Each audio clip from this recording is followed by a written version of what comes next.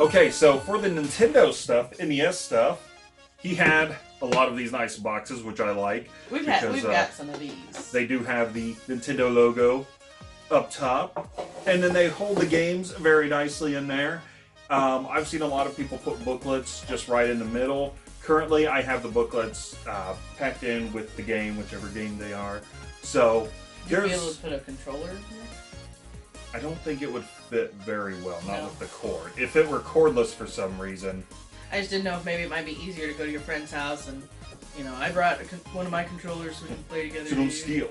Yeah, don't steal my controller. We'll set those down so they can see those. I wanted to see the hole. You've seen these already. Let them look now. Phrasing. Now, there are some duplicates based on what we have in our collection already. The only duplicate I believe I saw in here was Super C, actually. So, it's not bad considering all of the cartridges that you have here. Because it just keeps going, guys. It does. It keeps going. He's gonna have a towering mess over there in a minute. He's gonna fall over. But there are some nice titles in there as far as, you got Mike Tyson's Punch-Out! Punch-Out! Not just Punch-Out with Mr. Dream. They lost the rights. No comment there. They lost the rights for whatever reason. I don't know why. Athena, Blaster Master, basically a lot of games that would get name dropped a lot in NES collections. Then you had some extras like Twin Cobra, since the Tengen games don't often show up very well. Tubin, he's got a sticker right on his label. Come on, video people. Come on, Cars Aurora Village. What's your deal? Vindicator, Wizards and Warriors, Xerxes, Bases Loaded, Mario 2, Conquest of the Crystal Palace, and RoboCop. And hopefully I've zoomed in and you can see what some of those other games are. But, Zoom in! So there were a lot of those. And that's not all! Yeah. So this was just the loose NES games. So let's get these out of the way with the little Hurrah! Wow, you erased that with your hand. So it's something magic. A magic eraser. Wow! Plug. No, don't plug that. So do plug that though. I love it. Aside from the loose NES carts, we got some boxes such as Defender 2 from good old HAL Laboratories before they started making our Smash Brothers games. And then we got to Wrath of the Black Manta. Black Manta? Which, okay, that's not gonna stay up. Which, the Manta, Black Manta, isn't that an Aquaman villain?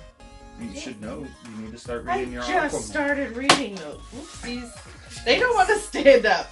But hey, after all these years, I'm pretty sure they're gonna be fine. So you have Vice Project Doom, and it's got the plastic on it. It's quite a romance novel cover going on I thought there. that you would like that. Yeah, that's a very romance novel-y. Now, of course, all of these box games come with everything. You got your booklet, your little warranty card, your Nintendo Power thing. This one came with a poster, and at first, this was the first part I saw, and I was like, oh, okay, that's a muscle, it's probably the guy, the cover. No. It has Tom Arnold. It has like nothing. The beefy, sexy version of Tom Arnold. It has nothing to do with the cover because it's Ultimate Basketball. Oh. So, all right, get your Vice Project Doom on and play some basketball. Oh sure. Let me put these away for you. Would you? I appreciate it. Yeah, okay. You got to take care of your Nintendo stuff with an NES cleaning kit. I guess I should turn it that. Oh, is that the wrong way? What's the wrong? I don't know. Are these going the right way? Yeah, these are going the right way. You have Time Lord. Now, this was a game that we... Doctor Who. I know. This was a game that we picked up in just cartridge form, just because it was called Time Lord, and we're like, we know it's not about Doctor Who. Still. But you couldn't resist a game called Time Lord anyway. Apparently he's fighting a cobra on the back of that. Well, look at the time period that he's in. Of course he is. It looks like space. On the back, look at the time period. I know, but it's like... No, that's not space. On the front, it looks like space. Got a little Hudson Soft Love with a shooter, Starship Hector. So, Pew pew! if you don't want to play 16 bits of shoot 'em up, I guess you can just do the 8-bit with your nice little anime-looking character. Or hey, if that's too hot for you, you can cool off with some Heavy Shredding, the snowboarding video game. It literally says the snowboarding video game on the back. In case It you says it on the thought, front too. in case you thought Heavy Shredding Wow. could mean anything else. Guys, seriously though, look at those like 80s and 90s. I was gonna say, Neon you don't get much colors. more 90s, like late 80s, early 90s than this. It's all the color of the This 80s. was 1990. All the colors of the 80s, all the fashion of the 90s. Oh yeah. Boom! In one. Pow pow! You got the Tenjin Pac-Man, and something kind of interesting is that since Tenjin was not officially licensed by Nintendo, they didn't have those nice black sleeves, so they just made their own little cardboard Hey, whatever sleeves. works. So. You got that right in there like that. And then, of course, the Tenjin games also worth noting. They have longer booklets than the regular NES books. So as far as like putting them in those nice plastic cases, that's a no. That's a negative. And by the way, all of these are, just as oops, the little plastic thing came in, are just as complete as before, and I don't think it's pretty stuck in there. But it does have all of the styrofoam. Styrofoam these. as well. Yeah.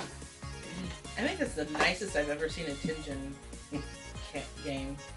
And then Star Wars Pilot the Millennium Falcon in 3D spaceflight combat. What's an aluminum falcon? Oh, guys, crying. But this is kind of a neat one. The cover art, it very much looks like... It looks like a VHS. Yeah, like they VHS. just reused the VHS. Not so much on the back, though. We've got Isolated Warrior, except Whoa, what is with that hair? he doesn't look isolated at all because he's got all these crazy monsters. He's got some intense hair going on there. Like he took a mop and just stuck it on his head. Maybe he did. He's breaking out of somewhere. He was isolated, but now he's breaking out and he's a warrior. So See, look, he's just a little crazy. he's cutting off horns with his mop hair, and He's just a little crazy. I just started a new title. then we got a MiG-29 Soviet fighter, and it looks like there's a bunch of I think that's MiG. MiG. Yeah. MiG. Sorry, my dad was in MiG. the military, so. But it's got a bunch of crazy screenshots on the back. I Now like this the color.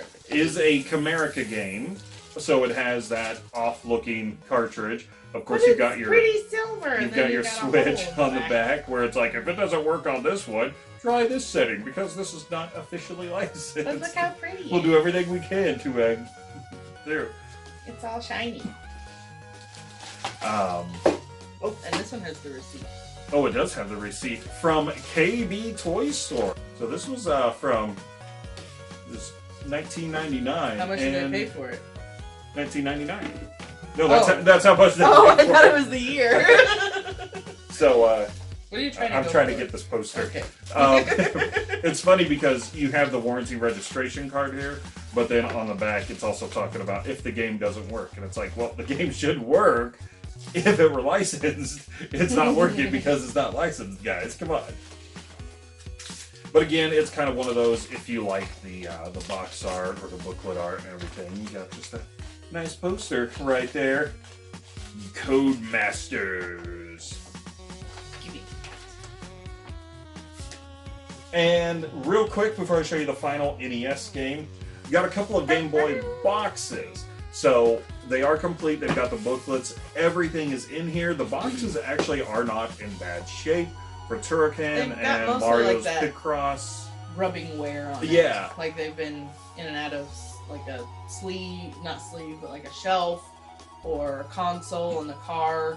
So unfortunately, the games were not in here, but that's kind of what happens with handheld games. I mean, if you're carrying handheld games around, you don't want to carry the full box. No, they're probably in a case somewhere. Yeah, they're probably packed away somewhere else. But still, kind of another shout out to Ed, who's collecting the complete Game Boy library. You know that anytime you find boxes, especially when they're not all smushed or anything, you go for them. All right, and then the last Nintendo game, which this was a very cool to find in the box, is Metal Storm.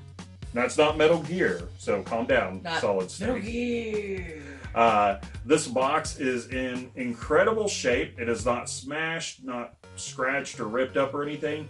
The only thing it has is some tape on the top. We may try to get that off of there. We may just try to leave well enough alone. Or just trim it off or something. But this is a very fun, very interesting game. And it is complete. It's got the sleeve, the bag, the booklet, the warranty card, the poster, the Nintendo card. Oh, and there's the styrofoam. I mean, everything is in there. But this is a very fun, interesting game because you can walk on the ceilings. You have like this anti-grav moment. And that's how you get through the stages. You have to avoid certain obstacles and everything by either being on the top of the screen or the bottom. So it added something very new to games. And keep in mind, this was NES days, so stuff like that, it was always really cool.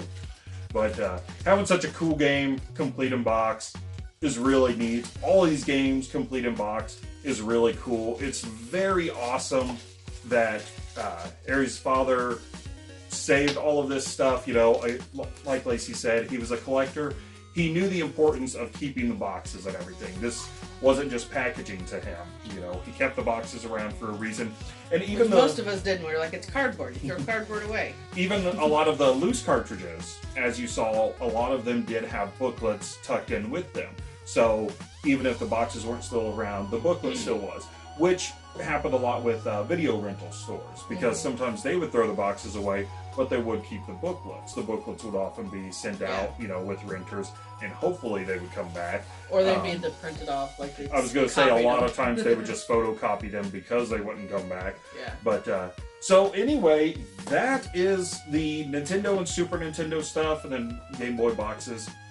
And that is just the start. Yeah. That is just the tip of this iceberg. So there's a lot. So we gotta relax a little. So I hope you enjoyed the Nintendo section of the Great Alaskan Game Rush. Woo! That's a mouthful.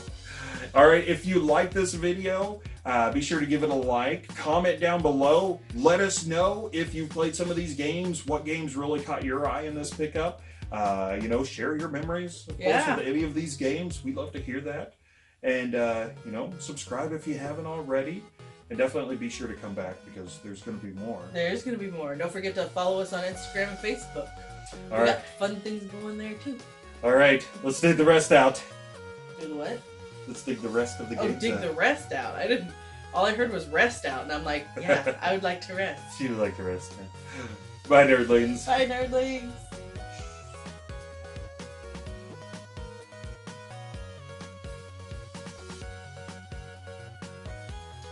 All right, so. Not ready. Sorry. Give me some of your water. You came out of nowhere. Ready? I'm good. There, I just gave you the plague. Are you ready now? I are ready now.